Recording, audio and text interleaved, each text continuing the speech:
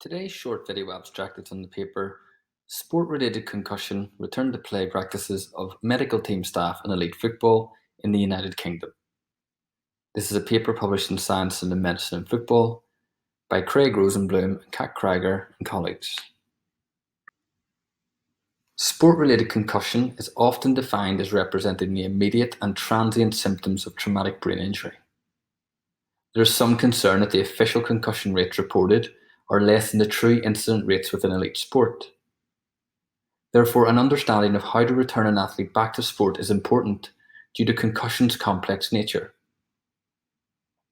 The English Football Association published guidelines in 2015, which set a standard of care for management of all players across all leagues with suspected sport-related concussion, with a recent study finding a 97% awareness of these guidelines amongst medical staff working in elite football in the United Kingdom.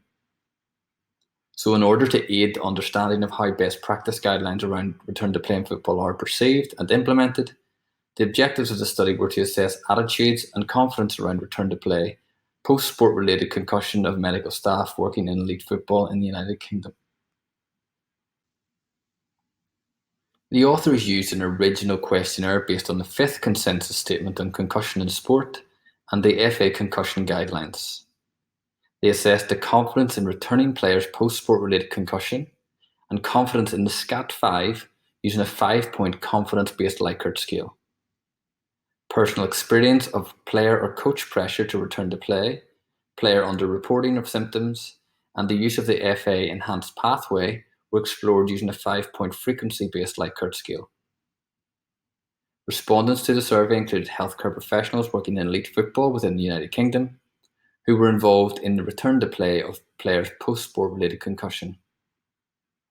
Staff working in men's and women's football in first team, academy settings, national teams, and in disability football were invited to participate. Recruitment was via organisations whose membership included medical staff working in elite football, and healthcare members of the organisations were sent at least one email, with some also promoting recruitment via social media. A total of 112 participants fully completed the survey. The majority of the respondents, in this case 77%, were male. They lived in England and worked in men's football. 53% were doctors, 29% physiotherapists, 15% were sports or rehabilitation therapists, and 3% were sports scientists. A high percentage of respondents worked in the top 5 tiers of men's football, for example the Premier League, the English Football League Championship, League 1, League 2 and the National League, and in the top 2 tiers of women's football, for example the FA Women's Super League and the FA Women's Championship. Confidence in the management of player return to play post-concussion was high, with 93% feeling very confident or confident, with a high awareness of the FA guidelines.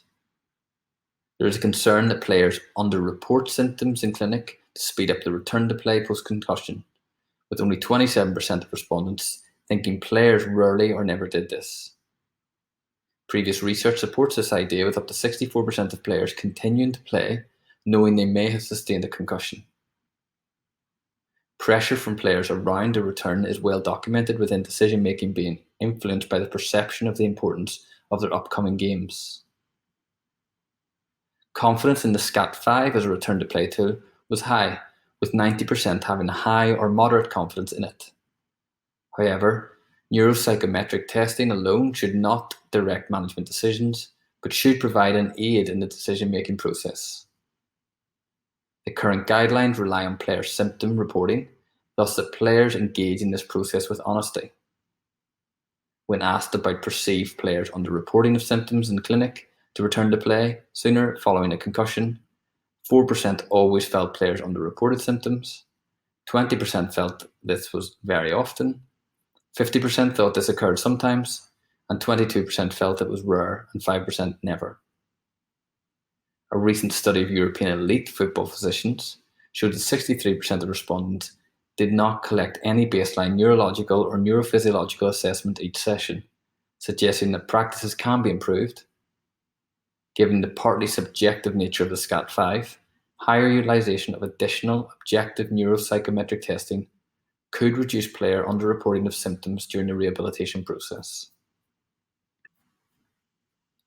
The FA concussion guidelines outline a standard return to play protocol and an enhanced care setting pathway for those working in environments which lend themselves to do so. Use of these guidelines were high, with 66% of respondents saying they always or very often use the enhanced care pathway, with the highest frequency of use in men's first team staff, with 82% reporting always or very often using. 77% of respondents who did not collect any baseline concussion assessment testing said they always, very often, or sometimes use the enhanced care setting guidelines. The authors were concerned by this outcome, given that a useful adjunct of accelerating player return is serial neuropsychological testing and is clearly outlined in the FA guidelines. Of the 11 respondents working with players aged 16 or under, 64% indicated that they at times use the enhanced pathway, which is of interest as the enhanced pathway should not be used for any player who plays for an age group below under 17s. Pressure felt from coaching staff in accelerating player return following concussion was present, with 40% feeling pressure always, very often, or sometimes, similar to data from other leagues. It has been shown in a non-elite population group that reducing pressure from coaching staff on player return can increase athlete symptom reporting, emphasising the important role that the coach staff have over athlete behaviour. One potential consideration would be to utilise independent concussion consultants to evaluate players' return. This may help share the decision making and improve communication and collaboration around return decisions. Concussion-specific education in other sports has been found to increase concussion knowledge in coaching staff, including the return-to-play knowledge. However, in the current study, there was no evidence of coaching education or collection of baseline concussion assessments changing the perceived pressure felt by medical staff to accelerate player return from coaching staff. In conclusion, the awareness of the FA guidelines were high, the use of the enhanced return to play guidelines were common, with potential usage outside of the intended settings, particularly regarding younger athletes. Medical staff working in elite football overall felt confident in managing the return to play of concussed players. However, there was some concern about player symptom underreporting to expedite return and perceived coaching staff pressure on decision-making processes. Collection of baseline concussion testing was high, with utilisation of SCAT5 testing accounting for the large majority of testing, with confidence in the SCAT5 as a return-to-play tool being moderate to high. The use of more objective neuropsychometric testing was low, which could be an area for future focus to reduce potential subjective player influence on return-to-play decisions. For further videos, follow us on Twitter and other social media, or hit the subscribe link in the bottom right of your video.